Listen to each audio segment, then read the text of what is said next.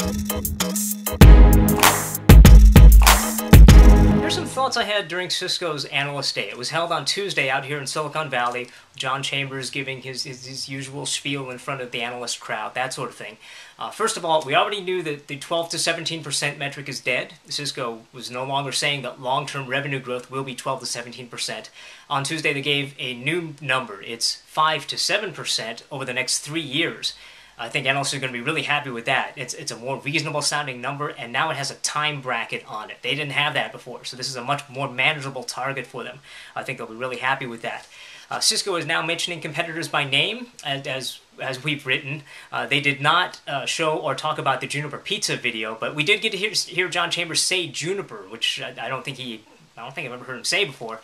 He mentioned Juniper, HP, Avaya, and Huawei. Those were the 4 competitors that he very briefly talked about, and Huawei is the one that worries him the most, possibly rightfully so. His answer to that is to strike at Huawei's own home turf. So expect Cisco to be a lot more aggressive in China, especially when it comes to routers.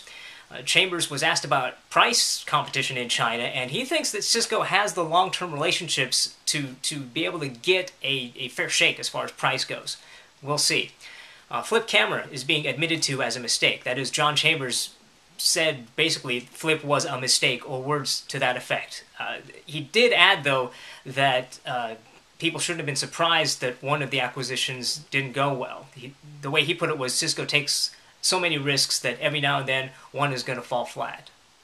All right, I can kind of give him that, but I think most people were expecting Flip to fail from the very, very beginning. So I don't think people were surprised by it as much as they were kind of gloating over it. Finally, there was a point that John Chambers made that Chief Operating Officer Gary Moore reiterated that was kind of odd. They were saying that every customer they've talked to recently is either increasing their Cisco budget or at least holding it steady. And that sounds a little bit funny, because you would think that, given the economy, if you talk to a few government customers, it wouldn't take long to run into someone who's outright lowering their budgets. But, you know, that's not the important part, because revenues aren't the question. I don't think anyone ever questioned whether Cisco could bring revenue growth back. It's gross margins that have people worried. And Cisco did spend a lot of time talking about gross margins, talking about how they've tried to stabilize gross margins, the moves they've taken along those lines, talking about the fact that some of the older switch lines actually have improved gross margins because of engineering tweaks that have gone on inside the boxes. And the part of the message was that the overall goal for the company is to increase profits faster than they increase revenues. So that whole question is kind of being looked at.